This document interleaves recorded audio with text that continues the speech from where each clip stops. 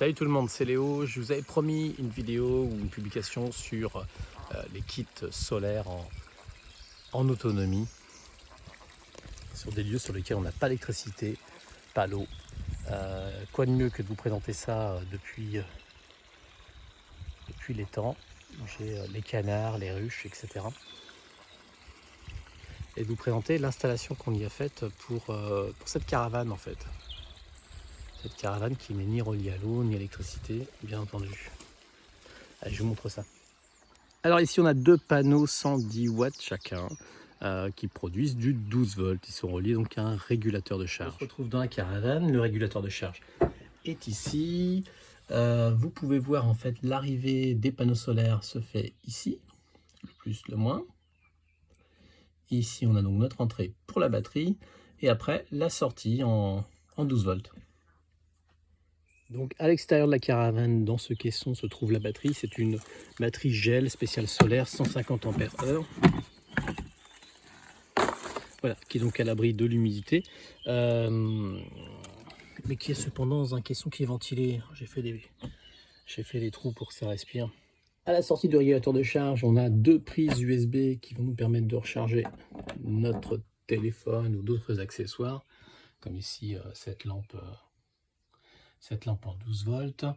On a une sortie également avec un convertisseur 220.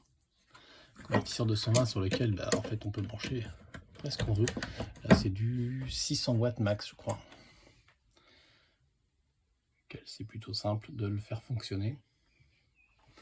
Et bien sûr, la sortie 12 volts qui est reliée à tous les équipements de la caravane.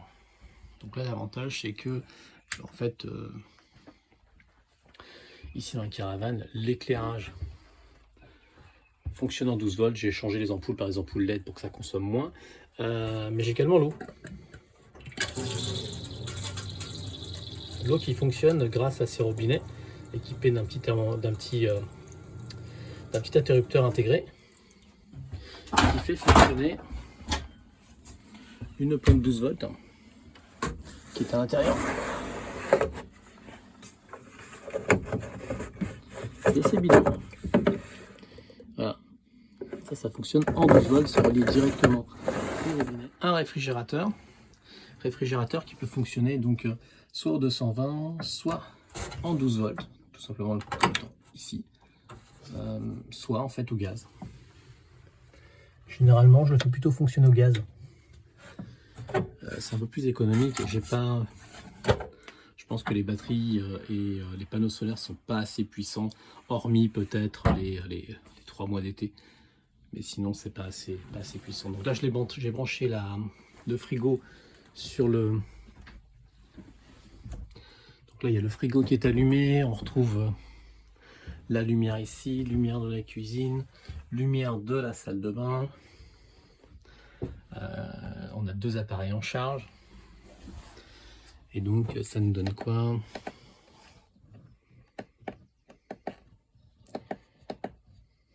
Production de 13 volts des panneaux solaires en 3,1 ampères. On a une batterie qui fait 12,9 volts et qui elle a une sortie de 7,8 ampères. Et on a une consommation de 10,8. Vous voyez, donc c'est pas suffisant pour alimenter l'ensemble. Simplement parce que j'ai le frigo. Si j'éteins le frigo, ça va être différent.